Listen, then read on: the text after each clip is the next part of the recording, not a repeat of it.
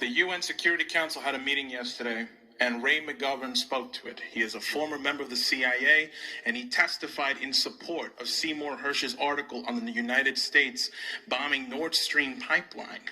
If it is proven that the United States bombed the Nord Stream 2 pipeline, as has been asserted by Seymour Hersh and his article, will you call for the United States to acknowledge and admit that that was an act of war against Germany and Russia? And I'm asking this because this may be the only way to prevent the rest of us from being killed in a thermonuclear war. And I don't want to be fried. Don't you think the media should be reporting on whether or not this is true? And don't you think you should be inquiring into whether or not this is true? Well, thank you for the question. One, I've got no information to suggest that the United States was involved in bombing the Nord Stream pipeline. Because you weren't briefed on it. Sir, you got your chance to ask a question. So you gave me an opportunity to respond. You weren't given information because he explicitly says you weren't briefed on it. Right. Shouldn't you inquire? So here's what I'll say about, I think, President Biden's leadership generally as it relates to the Ukraine and Russia. We committed an act of war. What are you doing to respond to that? We have to hold Biden accountable.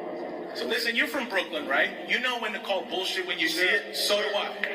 This is bullshit right now. And I see what's happening right now. That does not silence me. So, you can hear me right now. I want you to say something about the bombing, because we're all going to die from a nuclear war right now unless you stop it and you at least put and inquire into whether or not it's true. This war in Ukraine is going to leave us all dead. So what are you going to do? Because you need to inquire. I'm a New Yorker, too.